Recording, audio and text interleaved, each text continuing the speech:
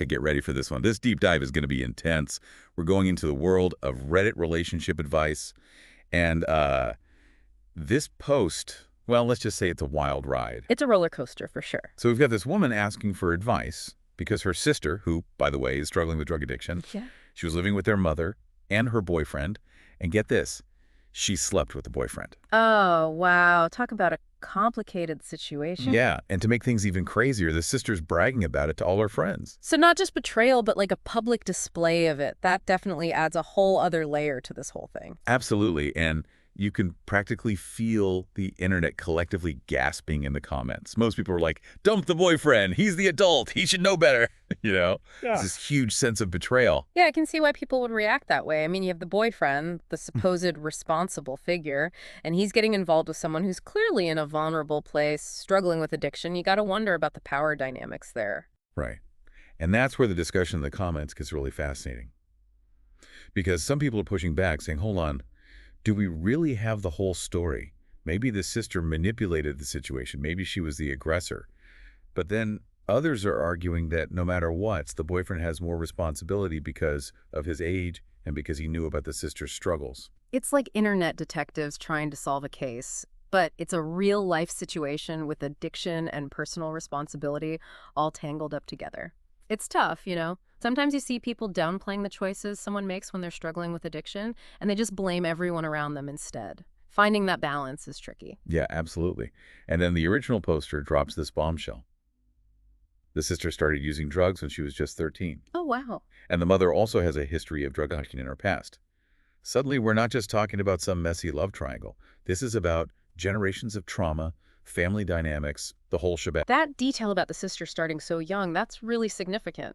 When we're talking about addiction, especially starting in early adolescence, we have to consider the impact of adverse childhood experiences, you know? Those early experiences, they can really shape a person's life and their relationship with substances. It's like this ripple effect. Yeah. One generation's struggles impacting the next. Yeah. And speaking of impact, the advice people are giving the original poster is all over the map. Some are hardcore tough love. Cut off the mother, cut off the sister, protect yourself. Then others are suggesting a more supportive approach, setting boundaries, but still offering help.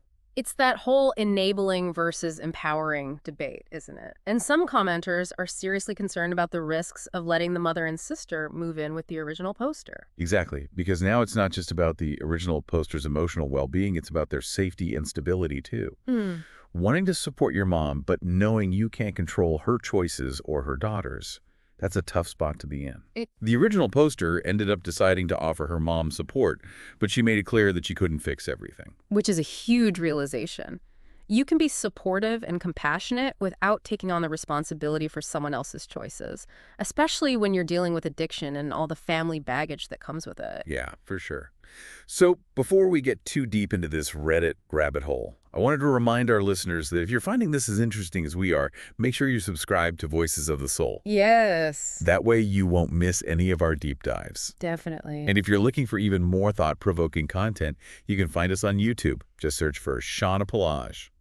We cover so many fascinating topics here on Voices of the Soul, always diving deep into the human experience. Okay, back to this Reddit post. We've got betrayal, addiction, family history, and everyone's trying to figure out who the bad guy is, who to blame. But is it really that simple? You know, it rarely is, especially with families. Love, loyalty, responsibility, it can all get so blurred. I think it's human nature, you know, wanting to simplify things. We want to find that one person or that one thing and be like, there, that's the problem. But with addiction, it's just never that straightforward. Addiction, it's like this distorting lens, right? It messes with relationships. It messes with decision-making. It's really tough to untangle it all. Yeah, that's a good point. It's easy to get caught up in the shock of the betrayal and all that. But the sister's addiction, that's obviously a huge factor. And like you mentioned before, she started using drugs when she was really young. Exactly. And that's where this idea of intergenerational trauma comes in. It's this concept that if trauma isn't dealt with in one generation, it can have a huge impact on the emotional and behavioral patterns of the next generation. Oh, wow. So looking at this family, both the mother and daughter struggling with addiction, you have to think about how those intergenerational patterns are playing into this whole situation. Makes you wonder about their environment growing up. What kind of support systems did they have or didn't have? I saw one commenter even suggesting that maybe the mother had something to do with the sister's early drug use, that maybe their home environment wasn't healthy. It's a really tough perspective to think about, but it's valid. We don't know the details of their childhood or anything, but you have to acknowledge that addiction often takes root in places where there's already pain, dysfunction, a lack of healthy coping mechanisms. It's not about blaming anyone, it's about understanding the bigger picture. It's really sad to think about this girl going down that path so young. Really underscores the need for compassion and understanding, even when someone's behavior is hard to accept. Totally agree. We can hold people accountable for their choices while also recognizing that those choices are often influenced by a whole mix of things: individual factors, family stuff, societal pressures. It's complicated. And speaking of holding people accountable, the comments section is like this little world of opinions on how to handle these situations. You've got those advocating for tough love, telling the original poster to cut ties, protect herself, that whole thing. That's a pretty common reaction, especially when there's a history of what people see as enabling behavior. It's Yeah. like they're scared that staying involved will just keep the addiction and the dysfunction going. Right. But then you have others who are encouraging the original poster to be there for her mom, to offer support and understanding, even if it means setting some really strong boundaries. It's like this back and forth between self-preservation and those family ties. Yeah, like a tug of war. Exactly. It's a classic dilemma, and there's no right answer that fits everyone. Every family's different, right? What works for one might not work for another. Like the original poster deciding to give her mom a place to stay, but being firm about not supporting the sister's addiction.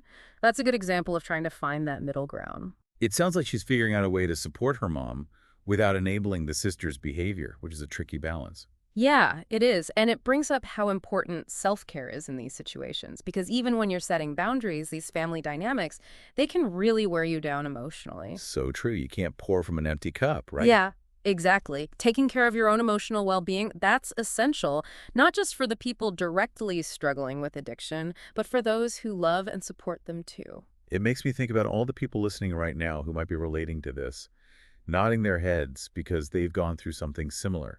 Maybe they have a family member struggling with addiction, or maybe they're dealing with some other family drama that's leaving them feeling drained and overwhelmed. And if that's you, just know you're not alone. These are struggles that so many people face, even if it's usually happening behind closed doors. I love these Reddit deep dives because they shine a light on these shared experiences. It's a reminder that we're all just trying to figure out this crazy, complicated thing called life. Speaking of messy and complicated, we've talked a lot about the sister, the mom, but what about the boyfriend? He seems to be the elephant in the room. Right. It's a good point. We focused on the addiction, the family stuff, but the boyfriend's choices, they played a huge part in all of this. Yeah, for sure. I'm curious, from a psychology perspective, what might be going on with him? Is it as simple as him taking advantage of a vulnerable person? Or is there something more to it? Maybe there are things going on in his own life that led him to make this choice. That's a really good question, and it reminds us of something we talked about earlier. Yeah. We shouldn't jump to conclusions when we only have a little bit of information. We have this snapshot of the situation, but we don't know the whole story. We don't know anything about the boyfriend's past, his motivations, what his relationship was like with the mother before this happened. It's a reminder that even with social media, where it feels like we know everything about everyone's lives, we're only seeing a tiny part of the picture. There are always layers, untold stories, different perspectives that could totally change how we see a situation. That's where empathy comes in. It's about recognizing that everyone involved is a complex person with their own history, their own struggles, their own reasons for making the choices they make. It's about resisting the urge to judge and trying to understand instead, which, let's be real, can be hard, especially when we're dealing with things that feel like betrayal or that hurt us. It's definitely hard, but it's so important. If we can approach these situations with more empathy and understanding, we might actually find a way to heal and reconcile. So we've got this incredibly complex situation, and it doesn't seem like there's an easy answer. But for those listening who might be going through similar things in their own lives, what are some practical takeaways? What can they do to navigate these family dynamics in a healthy way? That's a great question, and it's a big topic. But I think a good place to start is remembering what we talked about before, setting boundaries and taking care of yourself. Yeah, those are great reminders, and they apply to so many different parts of life, not just family stuff with addiction. Setting healthy boundaries and prioritizing your own well-being, that's essential for any tough relationship. Right. And if you're feeling overwhelmed, like you need some extra support, don't be afraid to reach out for professional help. Therapists are trained to help people and families work through these complicated issues in a safe space. And speaking of support, I wanted to remind everyone that here at Voices of the Soul, we're all about exploring these tough topics and having honest conversations. That's right. So if you're finding this episode helpful, make sure you hit that subscribe button and share it with anyone who might benefit from this discussion. Yes. And don't forget to find us on YouTube. Just search for Shauna Pelage. All right, back to this Reddit post. We've talked about the sister's addiction, the mother's history, the boyfriend, and the importance of empathy. But there's one piece of this we haven't really touched on yet, and it might be the most important part. The original poster herself. Ugh. Yeah. The person in the middle of all this, trying to figure out how to handle this really tough situation. Exactly. And I think it's important to remember that even though we've been talking about everyone else, she's the one who asked for help, she's the one trying to make sense of it all, and she's the one who has to decide how to move forward. That's a good point. It reminds us that even in the middle of all the chaos and family drama, we always have a choice. We can choose how we react, how we set boundaries, how we take care of ourselves. And sometimes that choice is just asking for help, reaching out to others and saying, I'm struggling, I need support. And that's okay. It's not a weakness. It actually takes a lot of strength to do that. Definitely. Asking for help, that's one of the bravest things we can do, especially with family stuff. It's a way of saying, I care enough about myself and my relationships to look for guidance and support. And it's a reminder that we don't have to go through these things alone. Mm-hmm. There are resources out there, people who understand, and there's always hope, even in the toughest situations. Yeah, it's about finding that balance between having compassion and supporting others while also taking care of your own well-being. And sometimes that means making hard choices, setting boundaries, even walking away from relationships that aren't good for you anymore. It's not always easy, but it's necessary for growth and healing. It's about recognizing that we can't fix other people, but we can choose how we respond to them and how we protect ourselves emotionally and mentally. This deep dive has really been like an emotional roller coaster, hasn't it? We've gone through the dark side of addiction, family dynamics, empathy, the power of choices. It has been quite a journey. Yeah, it has. But it's a journey that I think a lot of people can connect with. Because in the end, we're all just trying to figure out how to love and be loved, how to deal with difficult relationships, and how to find our own way to healing. That's really what it's all about. And that's what we're all about here at Voices of the Soul, exploring what it means to be human, sharing our stories, and supporting each other through it all. If you're liking this deep dive and want to hear more conversations like this, make sure you subscribe to our podcast and check out our YouTube channel. Just search for Shauna Pelage. We have so much more to explore together, so stick around for more deep dives, more insights, and more conversations that matter. And remember, you're not alone in this. We're all in this together.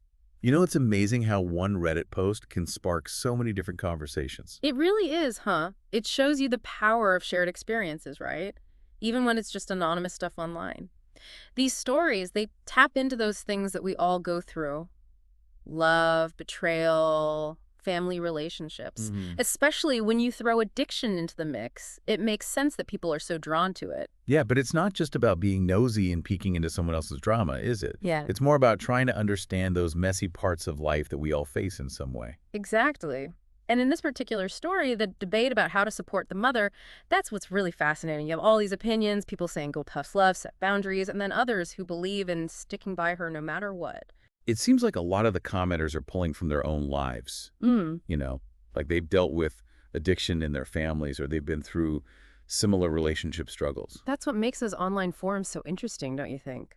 They're a place for people to share their stories, give advice, and realize they're not alone in what they're going through. It's like a collective wisdom, but it comes from real experiences. And even though you can't always take every piece of advice to heart, you do start to see patterns. You see the behaviors, the coping mechanisms, and it can give you some real insights. Absolutely. And here it seems like the original poster is doing a good job of listening to all those different viewpoints, really thinking it through, and making a decision that feels right for her.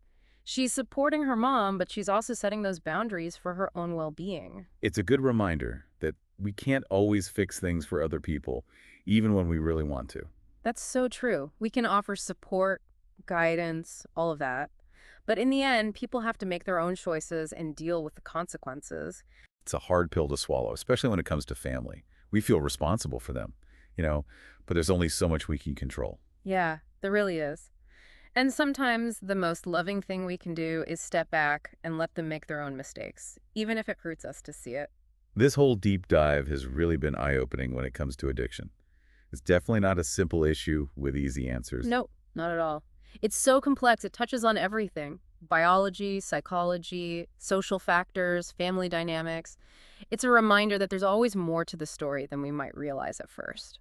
And that's something we should remember not just when we're reading Reddit posts, but in our everyday lives too. We never really know what someone else is going through or what they might be struggling with. That's right. It's a call for more empathy, for understanding, for remembering that we're all connected in ways we might not even realize. This conversation has really given me a lot to think about, and I hope it's done the same for our listeners. If you've been hooked on this deep dive into family dynamics and addiction, we encourage you to stick with Voices of the Soul. We'll be back with more deep dives, more insights, and more thought-provoking conversations about what it means to be human. And don't forget to find us on YouTube. Just search for Shauna Palaj. We'd love to hear your thoughts and keep the conversation going over there. Until next time, stay curious, stay compassionate.